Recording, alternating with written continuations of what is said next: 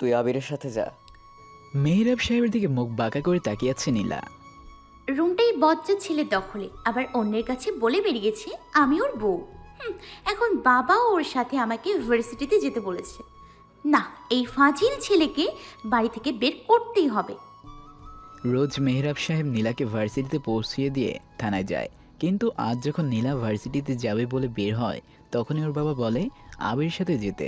ছেলেটা দেখতে যেমন তার থেকে বেশি ফাজিল। আমার সাথে যাবেন? কোথায়? লং জার্নিতে, দূরে, অনেক দূরে, যেখানে আমি আর তুমি থাকবো। আপনি কি গাড়ি চালাবেন? চালাতে পারি, যদি আমার সাথে ঘুরতে যাও। আমি কিন্তু নেমে যাব। ধরে কে রেখেছে? যদি বাবার বকা না খেতে যাও তাহলে নামো। চলো, হারিয়ে যায় অচেনা রাস্তায়। শখ কত, আপনার সাথে আমার কোথাও যাওয়ার ইচ্ছে নেই। ইচ্ছে না থাকলে কি হয়েছে, আমি জোর করতে পারি। নীলাকে জোর করেও লাভ নেই। ক্ষতিও নেই তাদের। বাবাকে নীলা আর কিছু বলতে যেও পারে না। আবির ড্রাইভিং সিটে বসে থেকে সরে এসে হুট করে নীলার গালে চুমু খেয়ে বসে। নীলা চোখ বড় বড় করে আবিরের দিকে তাকায়। ফর্সা সুন্দর গালটা রাগে যেন লাল হয়ে গেছে। আবির গাড়ি স্টার্ট দেয়। আবির বলে, বাবাকে কি বলবে? আমি তোমার গালে কিস করেছে এইটা? নীলা কিছু বলে না। সামনের দিকে সে অপলকভাবে তাকিয়ে আছে। রাগে ওর যেন সবকিছু ভাঙতে ইচ্ছে করছে। ইচ্ছে করছে ছেলেটাকে রাস্তায় দাঁড় করিয়ে সবার সামনে ইচ্ছে মতো কয়েকটা চড় দিই। ব্যাটাকে পুলিশের চাকরি কে দিয়েছে? আস্ত একটা টিচার। শয়তান বাদর ছেলে নিশ্চয়ই। ও ছোটবেলা থেকে মেয়েদের রাস্তায় টিচ করে বেড়াতো। ওর বাবা ধরে বেঁধে মনে হয় পিটিয়েছে খুব। অসহ্য ছেলে। মনে মনে নীলা এই কথাগুলো বলল। হ্যালো ম্যাডাম, ভার্সিটিতে চলে এসেছি, নামবেন না নাকি? নীলা পাশে বসে থাকা এই আবির নামের ফাজিল ছেলেটাকে নিয়ে ভাবছিল। মনে মনে আবিরের উপর রাগের বর্ষণ করছে। কখন যে ভার্সিটির সামনে এসেছে সে খেয়ালও করেনি। নীলা বিরক্তি নিয়ে আবিরের দিকে তাকিয়ে বলে, আপনার বলতে হবে না, আমার চোখ আছে। বাপরে, এত রাগ কেন রেগে আছো? কি করেছি আমি? নীলার মনে চাচ্ছে আবিরের নাকে একটা চোরে খুশি দিতে। বজ্জাত ছেলে, একটু আগে আমার গালে ইয়াক। তোমাকে চান্সে পেয়ে নিই চান্দু, বোঝাবো নীলা কি জিনিস। কিভাবে নিজেকেও, হ্যাঁ আজ প্রথম জয়েন করবে, কই ইউনিফর্ম পরবে তা না, সেজে গুজে যাচ্ছে। যেন মনে হচ্ছে সে থানায় না মেয়ে দেখতে যাচ্ছে। যত সব। মনে মনে নীলা এই কথাগুলো বলল। ওই মেয়ে, গাড়ি থেকে নামো। এত আমার সাথে কি? হ্যাঁ বাপরে, বললে হয় যে আমার সাথে থাকতে আমার ভালো লাগে। ওই ওই ওই মেরে না। থানা যেন তো, পুলিশের গায়ে হাত দিয়েছো তো বুঝতেই পারছো। পুলিশ শালীনতা মামলায় তোমাকে আটক করবে। নীলা আর কোনো কথা বলে না। রাগে গাল ফুলে এসে গাড়ি থেকে নামে। ইচ্ছে করছে জোরে চিৎকার দিয়ে উঠে ব্যাটাকে ফাঁসিয়ে দিই। কিন্তু কেমন যেন লজ্জা লাগছে ওর। নীলা ভার্সিটিতে প্রবেশ করে আবির গাড়ি ঘুরিয়ে চলে আসবে তখন খেয়াল করে কয়েকজন ছেলে একটা মেয়েকে ভার্সিটির পাশেই ছোট্ট একটি গলির মধ্যে নিয়ে টেনে যাচ্ছে। আবির গাড়ি থেকে নামে, কালো জিন্স প্যান্টের সাথে কালো টি শার্ট ইন করা। গাড়ি থেকে নেমে এসে গলির দিকে এগিয়ে যায়। চারজন ছেলে একটা মেয়েকে টেনে নিয়ে যাচ্ছে আরও ভিতরের দিকে, আর সেদিকে লোক যায় না একদমই। আবির ওদের কাছে যে দাঁড়ায়, মেয়েটা চাইলেই চিৎকার দিতে পারছে না, কারণ পেছনে থেকে একটা ছেলে মুখ চেপে ধরে আছে। Hello boys, everything all right? ছেলেগুলো থেমে যায়। যে ছেলেটা মুখ চেপে ধরে আছে সে আবির দিকে তাকিয়ে বাকি ছেলেদের বলে, মালটাকে বোঝা, সব কিছু ঠিক আছে। আবির ছেলেদের দিকে ভালো করে তাকায়। ছেলেগুলো দেখলেই বোঝা যায় উচ্চ বংশীয়, তাহলে এরা এমন কেন করছে? আবির একটু মুচকি হাসলো। তিনজন ছেলে এগিয়ে এসে এদের মধ্যে একজন বলে, ভাই দেখ, তোকে চিনি না, তোর সাথে ঝামেলা করব না। বিষয়টা যখন তুই দেখেই ফেলেছিস তবু তোকে ভালো করে বলছি, চলে যা। মেয়েটাকে ছেড়ে দে। কেন ওকে ধরে নিয়ে যাচ্ছিস? ধর্ষণ বুঝিস? ধর্ষণ দেখছিস না যে ওর মুখ চেপে ধরে আছে? ওনার ভালোবাসার প্রস্তাব না করে দিয়েছিল, সবার সামনে ফিরিয়ে দিয়েছিল। অপমান আমরা সহ্য করতে পারি না, তাই মেয়েটার হিসাবটা আজকে বুঝিয়ে দেব। ওকে তুলে আনার সময় অনেকেই দেখেছে, কিন্তু কেউ কিছুই বলেনি, কারণ আমরা এই এলাকার ইউনিয়ন পরিষদের সদস্যর ছেলে। আমাদের সবাই চেনে। তুই যেহেতু এত দূর আসলি, ঝামেলা ছাড় আর ভাগ। আবির পকেট থেকে চুইংগাম বের করে চিবাতে থাকে। ধর্ষণ শব্দটা শুনেই ওর মাথাটা গরম হয়ে যায়। তবে সে মাইন্ড গেম খেলতে ভালোবাসে বলেই শান্ত ভঙ্গিতে চুইংগাম চিবাতে চিবাতে বলে, মেয়েটাকে ছেড়ে দে, তোদের কামনার শিকার ওকে আমি হতে দেবো না। দেখা ভাই। ওরে আরিফ, এত কথা কিসের? এই নে। পিছন থেকে একটি ছেলে ছুরি ছুড়ে দেয় আরিফ নামের ছেলের দিকে। আবির গাল থেকে চুইংগাম বের করে মাটিতে ফেলে দিয়ে পকেটে হাত গুজে নেয়। তোকে এখানেই মেরে রেখে দেবো। ওকে ধর্ষণ করবো, আবার তোকেও মারবো। দোষটা তোর উপরে চালিয়ে দেবো রে। আর শোন, পুলিশটা আমাদের কিচ্ছু ছিঁড়তে পারবে না, বুঝেছিস? কথাটা শেষ করার সাথে সাথেই আবির কষে একটা চড় দেয় আরিফকে। আরিফ ধুম করে মাটিতে পড়ে যায়। যে মেয়েটা মুখ চেপে ধরেছিল সে এগিয়ে এসে পিছন থেকে পিস্তল বের করে আবির দিকে তাক করে। আবির জোরে হাসতে যাবে তখনই শাট করে একটা শব্দ হয়। আবির প্রায় কান ঘেঁষে কী যেন একটা বেশ দ্রুত গতিতে যেন সামনের দিকে এগিয়ে যায়। আবির যেন কল্পনাতে স্লো মোশনে বিষয়টা কল্পনা করে। আবির সামনে তাকিয়ে দেখে পিস্তল হাতে নিয়ে সেই ছেলেটি মাটিতে পড়ে আছে। ও ঠিক কপালে গুলিটা লেগেছে। আবির পিছনে ঘুরে তাকাতে যাবে, সাথে সাথে আরও দুটো গুলি আবিরের গা ঘেঁষে বাকি দুই ছেলেগুলোর বুকে লাগে। কোনো কিছু বোঝার আগে পুরো গলিটা যেন নিস্তব্ধ হয়ে যায়। আবির বোকার মতো তাকিয়ে থাকে সামনে মাটিতে পড়ে থাকা লাশগুলোর দিকে। কিছু দূর দাঁড়িয়ে থাকা কিশোর মেয়েটি হতভম্ব হয়ে যায়। বোকার মতো সেও বাকহীনভাবে চুপচাপ দাঁড়িয়ে তাকিয়ে থাকে। আবির লাশগুলোর দিকে তাকায়। কোনো চোখ খোলা রেখে সবগুলো মরে পড়ে আছে। আবির লাশগুলোর দিকে এগিয়ে যাবে তখনই ওর কানে ভেসে আসে একটি সাইকেলের বেলের শব্দ। আবির যেন চমকে ওঠে। পিছনে ঘুরে তাকিয়ে দেখে একটা পিচ্চি ছেলে সাইকেল চালিয়ে ওর দিকে এগিয়ে আসছে।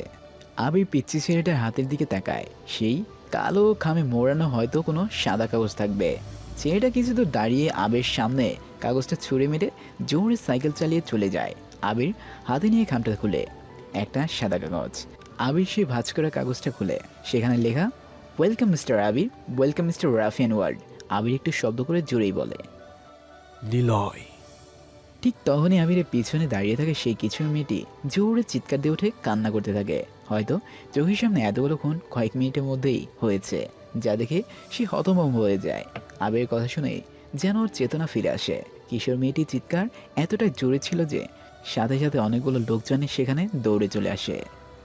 আবির মেয়েটির দিকে তাকায়। মেয়েটা লাশগুলোর দিকে তাকিয়ে একা ধারে বলে যাচ্ছে, নিলয়, নিলয়, নিলয়, নিলয়, নিলয়। আবির মেয়েটার দিকে এগিয়ে যাবে তখনই দেখে ভিড় ঠেলে মেহরাব সাহেব এগিয়ে আসছেন। আবির চমকে যায়। মেহরাব সাহেবকে এখানে দেখে আবির কেমন যেন ঘাবড়ে যেতে থাকে। আবির স্যালুট দিতেই মেহরাব সাহেব বলে ওঠে, আবির, এখানে কি হয়েছে? কে ওই মেয়ে? আর এরা কারা? লাশগুলো কাদের? আবির কোনো প্রশ্নের জবাব দেয় না। কি বলবে ও কিচ্ছু খুঁজে পাচ্ছে না। মেয়েটা তখনও বিড়বিড় করে বলেই যাচ্ছে, নিলয়, নিলয়, নিলয়, নিলয়, নিলয়। মেহরাব সাহেব মেয়েটার দিকে তাকিয়ে বলে, ভুলে গিয়েছিলাম, আজ নীলার প্রিন্সিপাল স্যার আমাকে ডেকেছিল। নীলার ব্যাপারে তিনি কিছু বলবেন আজকে, তাই তোমাদের পিছনেই প্রায় আসতে হয়েছে। কিন্তু তুমি থানায় না যেয়ে এখানে কি করছো? না মানে আসলে স্যার, ওই মেয়েটাকে এটা ধর্ষণের জন্য তুলে এনেছিল, আমি আসতে এখানে বাধা দিলাম। সব ঠিক আছে, কিন্তু মেয়েটা নিলয় কেন বলছিল? কারণটা কি? আর তোমার হাতে ওটা কিসের কাগজ? মেহরাব সাহেব আবিরের হাত থেকে সাদা কাগজটি কেড়ে নেয়। সেখানে লেখা, ওয়েলকাম মিস্টার আবির, ওয়েলকাম মিস্টার রাফিয়ান ওয়ার্ল্ডে। রাফিয়ান নামটা পড়েই মেহরাব সাহেব যেন অবাক হয়ে তাকিয়ে আছে। তার মানে ওর সোর্সরাই সত্যি কথা বলেছে যে নিলয় শহরে এসেছে। কিন্তু কবে? আবির যেদিন এসেছিল ওই দিন নাকি তারও আগে? কিন্তু আবির আসার দিন সে আসলেই বাকি কি হয়েছিল এখানে? নিলয় কেনই বা এখানে আসবে? নিলয় বা কোথায়? আর আবিরকে কেন নিলয় ওয়েলকাম করেছে? বড় কোনো রহস্য তো আছে, আবিরকে জিজ্ঞেস করতে হবে। আবির, নিলয় কোথায়? নিলয় মানে স্যার রাফিয়ান? ইয়েস। আমি জানি না স্যার। মানে কি? সে তো এখানেই ছিল। তোমার পিস্তল কই? দেখে তো মনে হচ্ছে না এটা তোমার পিস্তলের গুলি। তাহলে নিলয় কোথায়? তুমি নিশ্চয়ই তাকে দেখেছো। কেমন দেখতে ও? না স্যার, আমি দেখিনি, আমি নিজেই তো অবাক হচ্ছি। তোমার হাতে তাহলে কাগজটা কোথা থেকে আসলো? একটা পিচ্ছি ছেলে দিয়েছে। পিচ্চি ছেলেটা কোথায়? জানি না স্যার। তোমার সাথে পরে কথা বলছি। লাশগুলো পোস্টমর্টমের ব্যবস্থা করতে হবে। আমি লাশগুলো নিয়ে যাচ্ছি, তুমি থানায় যাও। মেহরাব সাহেব লাশগুলো নিয়ে চলে যায়। আবির কোনো রকমে গাড়ির কাছে আসে। কি হলো এসব কিছু ভাবতে ভাবতে গাড়ির দরজা খুলবে তখনই আবির খেয়াল করে কে যেন ওর কাঁধে পিছন থেকে হাত রেখেছে। আবির পিছনে ঘুরে তাকায়, অবাক হয়ে বলে, আরে রাহাত, তুই এখানে কি করছিস এখানে? রাহাত মুচকি হাসে। আবির রাহাতের দিকে তাকিয়ে থাকে। হুট করে রাহাত কোথা থেকে ওখানে আসলো। রাহাত আবিরের দিকে হাসিয়ে হাসে মুখে বলল, আরে তুই যেদিন ঢাকা এসেছিলি সেদিনই আমিও চলে আসছি। যাই হোক, তোর সাথে কত বছর পর দেখা হলো বল। তা ঠিক, প্রায় 1.5 বছর পর। ভেবেছিলাম ভুলে গিয়েছিস। ধুর গাধা, তা তো সবকিছু কেমন চলছে? থাক সেসব। তোর স্যারি টিমের কি অবস্থা? তুই আজও সেই রহস্যময় হয়ে আসছ রে। যাই হোক, টিমের অবস্থা তো খুব খারাপ। কেন রে? আরে মিস্টার রাফিয়ানের জন্য। মানে? ধুর গাধা, পুরো আন্ডার ওয়ার্ল্ড সহ ইন্টারন্যাশনাল পর্যায়ে সব লোক নিলয়কে চেনে। আর তুই মানে জানতে চাইছিস? সেটা না। আচ্ছা তুই এখানে কেন, মানে ভার্সিটির সামনে? আর বলিস না রে ভাই, একটা মেয়ের জন্য এসেছিলাম। আর এসেই শুনি এখানে খুন হয়েছে, আর তোর কমিশনার নাকি লাশগুলো নিয়েও পালিয়েছে। কেন, আমাদের জন্য রাখতে পারে নাই নাকি? তো বাদে তো, যাবি নাকি এখন? না রে আবির, এখন একটু কাজ আছে। আচ্ছা। আবির মুচকি হাসে। রাহাত গম্ভীর হয়ে তাকায় আবিরের দিকে। মনে মনে হাসে রাহাত। আবিরের দিকে শব্দ ছাড়া কয়েক সেকেন্ড হেসে নেয়। সেই হাসিতে কোনো ভদ্রতা নেই, আছে এক অন্যরকম অনুভূতি।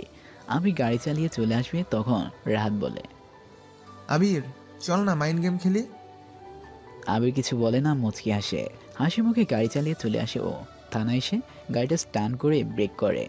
আজকে ওর এই থানাতে নতুন জয়েন করতে হবে। গাড়ি থেকে নামতেই দুজন পুলিশ এসে আবিরকে স্যালুট দেয়। একজন সিরাজ আর একজন হাসে। ওদের কি অবস্থা? স্যার, ওদের জন্য কাল থেকে অনেক প্রবলেম ফেস করতে হয়েছে। অনেকগুলো ফোন কল আর চাকরি যাওয়ার মতো থ্রেট পেয়েছি। হয়তো আপনি দেরি করে আসলে ওদেরকে ছাড়তেই হতো আমাদের। সিরাজ কথা বলতে বলতে আবিরের পিছনে পিছনে থানায় প্রবেশ করে। সব পুলিশ আবিরকে দেখে দাঁড়িয়ে যায়। আবির সবাইকে ইশারায় বসতে বলে সোজা সালমান, রাকেশ আর মুরাদের কাছে যায়। আবির দেখে ওরা অবাক চোখে তাকিয়ে থাকে। তবে কিছুক্ষণ পর সালমান বলে ওঠে, কিরে, আমাদের নামে কেস করেছিস? এখন আবার বাবার ভয়ে চলে আসলি কেস তুলতে? শালা, তোকে পরে দেখে নিব, আগে আমাদের বের হতে দে। আবির মুচকি হাসে। দরজার কাছে কয়েকটি মোটা স্টিক দেখতে পায়, সেদিকে তাকিয়ে বলে, মিশির উপর তোদের নজর দেওয়াটা সবচাইতে বড় ভুল ছিল। তারপরে বাচ্চা মেয়েটার গায়ে হাত দিয়েছিলি কামনা দৃষ্টি দিয়ে। তুই কেন জেলের মধ্যে প্রবেশ করেছিস? সালমানের কথায় কোনো জবাব দেয় না আবির। ডান হাতে মোটা স্টিক নিয়ে সে এগিয়ে যায়। যখনই পেটাতে যাবে তখনই শুনতে পায়, আবির স্টপ দিস। কি করছো? তোমাকে না বলেছিলাম ওদের ছেড়ে দিতে?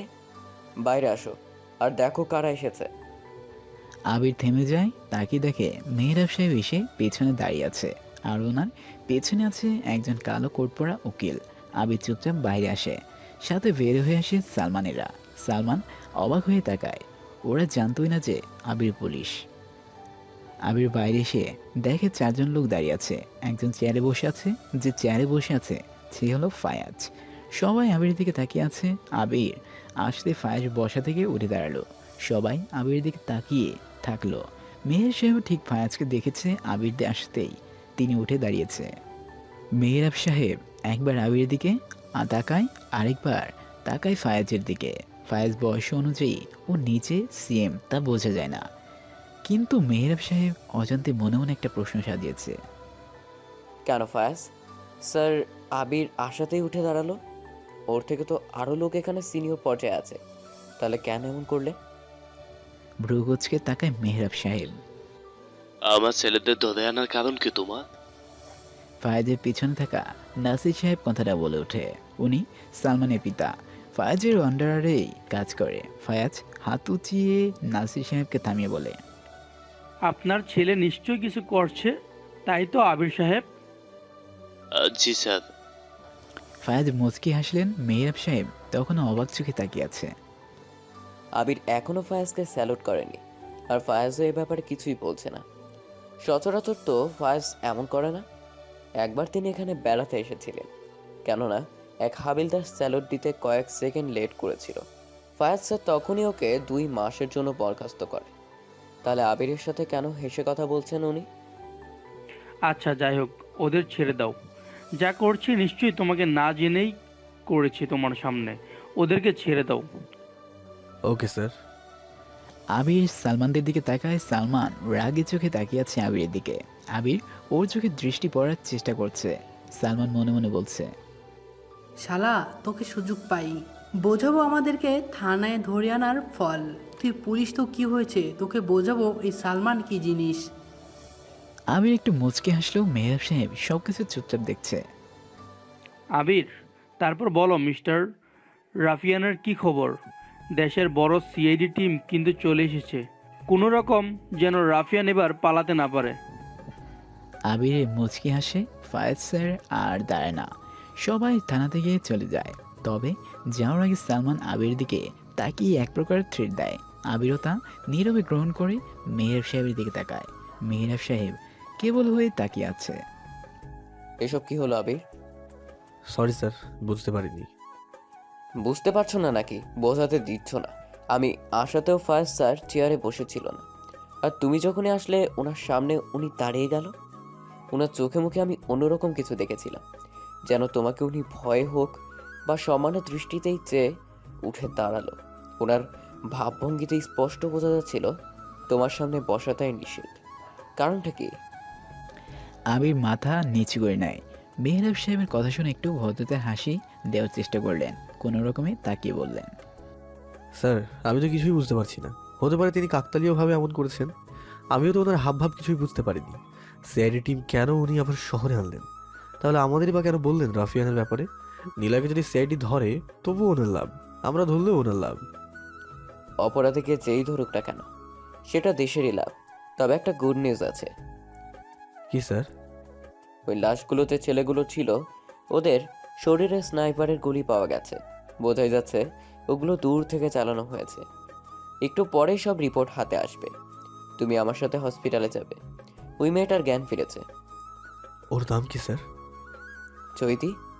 ডক্টর বলেছে প্রচণ্ড ভয় পেয়ে আছে, পরে এসে যেন কথা বলে। আবির আর কিছু বলে না, নিজের চেয়ারে যে বসে। কেমন যেন সবার গোলাতে শুরু করেছে। রাত আর আবির আসবে। সে কি সত্যি এখানে কোনো মেয়ের জন্য গিয়েছিল, নাকি অন্য কোনো কারণ আছে? আরে আমাকে ছেড়ে দিন, আমি কোনো অপরাধী না। বারবার একই কথা তো বলতেছি, তবুও কেন শুনছেন না?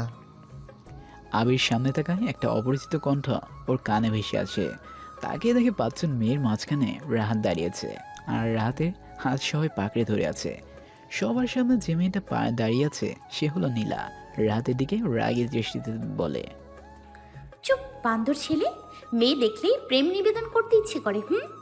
আমার বান্ধবীকে কি বলেছিলেন? আজ বোঝাবো আমরা কত ভয়ঙ্কর। আব্বু, তোমার জন্য থানায় চোর ধরে এনেছি। ওই মিস রাগি মেয়ে, আমি কি কিছু করেছি? আপনার বান্ধবীকে কি আমি চুমু খেয়েছি নাকি? চুমু খেলে আলাদাভাবে খাবি, সবার সামনে খেলেও তো এমন হবেই নাকি? নীলা আরও কিছু বলতে যাচ্ছিল, কিন্তু আবির সামনে এসে কথাটা বলার সাথে সাথেই সবাই চুপ হয়ে যায়। নীলা সহ পাশে দাঁড়িয়ে থাকা বান্ধবীগুলো আবিরের দিকে তাকায়। রাত একবার ঝটকা দিয়ে হাত ছাড়িয়ে চেয়ারে যেয়ে বসে। সবাই রাতে এমন আচরণে অবাক চোখে চেয়ে আছে। এই যে মিস্টার পুলিশ, দুজনের নামে কেস লিখবো। কেস লিখুন। কিসের কেস? টিচ করার কেস। সরি, কলমের কালি ফুরিয়ে গেছে। আর এটা আমার শ্বশুরের থানা, আর বাপের থানা না, যে যখন যা খুশি বলবেন তাই করব। নীলা এবার চিৎকার দিয়ে উঠে ভিতরে থেকে মেহরাব সাহেব বেরিয়ে আসেন। মেহরাব সাহেবকে দেখে রাহাত বসা থেকে উঠে দাঁড়িয়ে সালাম দেয়। মেহরাব সাহেব রাহাতকে দেখে বলল, আরে রাহাত, তুমি এই সময়ে থানাতে? কি হয়েছে? আর নীলা, তুই জোরে চিৎকার দিয়েছিস কেন? আব্বু তুমি স্যার আমি বলছি, নীলা বলেছে তিনি কিছুতেই ভয় পায় না। আমি ভয় দেখানোর জন্য বললাম তেলা ভোগা গায়ে উঠছে, তখনই উনি চিৎকার দিলেন। নীলা, এভাবে চিৎকার করতে হয়? না। তোরা থানাতে কেন? আঙ্কেল, ওই ছেলেটা আমাদের। রীতির কথা শুনে মেহরাব সাহেব রাহাতের দিকে তাকায়। রাহাত দাঁড়িয়ে তাকিয়ে আছে মেয়েগুলোর দিকে। মেহরাব সাহেব মুচকে এসে বললেন, আরে রাহাত, ও তো সিআইডি অফিসার। কেন, কি করেছো? CID officer. মেয়েগুলো সবাই একসাথে বলে ওঠে। রাহাতের দিকে সবাই তাকাতেই রাহাত মুচকে হাসি দিয়ে তাকায়। নীলু মাথা নিচু করে নেয়। নীলার এখন ইচ্ছে করছে হয় এখান থেকে পালিয়ে যেতে, আর না হয় ফাজিল দুইটা ছেলেকে জোরে চড় দিতে। তোরা থানাতে কেন? না আপু, কিছু না, ওই চল তোরা। দাঁড়া, আবির পৌঁছে দেবে তোদের। না বাবা, আমি যাব না। চুপ। স্যার আমিও যাই, ওনাদের সবাইকেই পৌঁছে দেই। যদি রাস্তায় কোনো সমস্যা হয় তাহলে আমাদেরই দোষ হবে স্যার। ওকে যাও, আমার বড় গাড়িটা নিয়ে সবাইকেই পৌঁছে দাও। নীলা, রীতি, মিতু, সারিয়া, মারিয়া, নাদিয়া সবাই বোকার মতো তাকিয়ে আছে মেহরাব সাহেবের দিকে। মেয়েগুলো জেনে গিয়েছে যে রাহাত সিআইডি হলো একটা ফাজিলে হাড্ডি। আবির বের হতে যাবে, তখনই মেহরাব সাহেব ডেকে বলে, তাড়াতাড়ি আসবে, হসপিটালে যাব। আবির আর রাহাত নীলাদেরকে নিয়ে বের হয়ে যায়। দুই বন্ধুর মুখে শয়তানি হাসি বেশ টেরি পাচ্ছে মেয়েগুলা। রাহাত গাড়ি চালাতে থাকে। তারপর, স্যার অনেক বড় সমস্যায় পড়ে গিয়েছি, আমাকে বাঁচান। মেহরাব সাহেব আবিরে চলে যাওয়ার দিকে তাকিয়ে মুচকে আসলেন, মনে মনে বলে, বাচ্চাগুলো আসলেই অনেক ফানি। মুচকি এসে যখন ঘাড় ঘোরালেন তখনই কারো পায়ের শব্দ শুনতে পেলেন তিনি। বিশাল বড় থানা, খোদ ঢাকা সিটির মেইন কমিশনের অফিস এটা। চারপাশে এসি লাগানো, এখানে কেউই আসলে তা বড় মাপের লোকই আসবে। মেহরাব সাহেব ঘুরে তাকিয়ে দেখে কালো কোট পরা একজন ভদ্রলোক এসেছেন। মেহরাব সাহেব ভদ্রতার সহি বসতে বললেন। লোকটাকে দেখে বোঝা যাচ্ছে চিন্তাগ্রস্ত তিনি। মোটা গফের সুন্দর মুখটা যেন কতকাল না ঘুমিয়ে কাটিয়েছেন। মেহরাব সাহেব একজন পুলিশকে চা আনতে বললেন। নিজের চেয়ারে বসলেন তিনি। লোকটা কপালে হাত দিয়ে চিন্তা কাম করতে মগ্ন হলেন। কি যেন বলছিলেন আপনি? আমি সামির উদ্দিন, ঢাকা সিটির মেইন পিচ ব্যাংক লিমিটেডের ব্যাংক ম্যানেজার। আমাকে বাঁচান স্যার। কি হয়েছে? আসলে স্যার ব্যাপারটা কেউ জানে না এখনো। সবাইকে আমি আশা দিয়ে যাচ্ছি, কিন্তু আর সেটা সহ্য করতে পারছি না। কথা বলতে বলতে চা চলে আসে। পুলিশ চা রেখে চলে যায়। মেহরাব সাহেব স্পষ্ট দেখে এসির মধ্যে তিনি ঘামছেন। পিস ব্যাংক লিমিটেড বাংলাদেশ, এটা বাংলাদেশের সবচেয়ে বড় ব্যাংক। এখানে ছোট ব্যাংকগুলো এদের থেকে লোন নিয়ে থাকেন। বড় বড় ব্যবসায়ীরাও নিজেদের অনেকগুলো অ্যাকাউন্ট এই ব্যাংকে করে থাকেন। ব্যাংকের সব কিছু সঠিকভাবে চলে থাকে। এই ব্যাংক নিয়ে 20 বছরে কোনো সমালোচনা তৈরি হয়নি দেশে। এই কারণেই এটা নাম্বার 1। সিস্টেমগুলোও সবার থেকে উন্নত মানের লক এখানে ব্যবহার করা হয়, তবে তা password system. Step by step সবগুলো পার করতে হয়। প্রথমে পিন পাস, তারপর শব্দ পাস, তারপর ফেস পাস, তারপর নিজের ভয়েস পাস দিয়ে তবে নিজের অ্যাকাউন্টে টাকা রাখা আর তোলা যাবে। এত উন্নত মানের লক সিস্টেম যা দেখে সবাই এখানে কারি কারি টাকা জমা রাখেন। স্যার বিষয়টা যদি একটু গোপন রাখতেন। মেহরাব সাহেব সামির সাহেবের দিকে তাকায়। চা তখনও পড়ে আছে। মেহের সাহেব জানতে চায়, কি হয়েছে? আসলে স্যার আমাদের ব্যাংকের সবচাইতে বড় 5টা অ্যাকাউন্ট হ্যাক হয়ে গেছে, মানে হ্যাক করা হয়েছে। হোয়াট? মেহরাব সাহেব চমকে ওঠেন। এত সিকিউরিটি থাকতে কি করে এমন হয়? কিভাবে কি হলো? মাথাটা যেন জিম ধরে ওঠে ওনার। একদিকে নিলয় রাফিয়ানের আগমন, আরেকদিকে দেশের 1 নম্বর ব্যাংকের বড় অ্যাকাউন্টগুলো হ্যাক। মানে কি? একদিনে মাস্তানি, আরেকদিকে হ্যাক হচ্ছেটা কি? সবকিছু যেন তালগোল পাকিয়ে যাচ্ছে। এই ব্যাপারে কেউ কিছুই জানে না স্যার, এমনকি আমি আর ব্যাংক মালিকই কেবল জানি। উনি ভয় দেশ ছেড়ে চলে গেছেন। আমরা গোপনে তদন্তও করেছি। যার ব্যাংক তিনি এখনও টাকা জমা করেছিল, তারও অ্যাকাউন্ট হ্যাক করে 10 কোটি টাকা এমটি করে দিয়েছে স্যার। সব মিলিয়ে 40 কোটি টাকা হ্যাক হয়ে গেছে স্যার। এত টাকার ব্যাপার মানতে পারছি না, আপনি কিছু একটা করুন স্যার। মেহরাব সাহেব কি বলবে কিছুই বুঝতে পারছে না। মাথাটা যেন চক্কর দিতে থাকে। এক মুহূর্তের জন্য তিনি ভুলে যায় নিলয়কে আজ সকালে 4 জনকে মেরেছে। ব্যাংক হ্যাকের কথা শুনে মেহরাব সাহেব যেন একদম চুপ হয়ে বসে থাকে। আচ্ছা, আমি দেখছি কি করা যায়। যাদের অ্যাকাউন্ট হ্যাক হয়েছে ওদের সবার নামের লিস্ট সহ অ্যাকাউন্ট নাম্বার এবং কোন অ্যাকাউন্টে কত টাকা ছিল সবকিছু মেল করে পাঠিয়ে দিন, দেখি কি করা যায়। ওকে স্যার, তবে যদি একটু গোপন রাখতেন। আচ্ছা। সামির সাহেব চলে গেলেন। মেহরাব সাহেবের তখনও যেন মাথাটা চিনচিন করছে। কি হচ্ছে এসব শহরে? ভাবতে ভাবতে হঠাৎ ওর একজন ছেলের কথা মনে পড়ে যায়। জয়। মেহরাব সাহেব মনে মনে নামটা উচ্চারণ করে, পকেট থেকে ফোন বের করে জয়কে কল দেয়। তারপর আবির চল না আজকে মেয়েগুলোকে নিয়ে হারিয়ে যাই।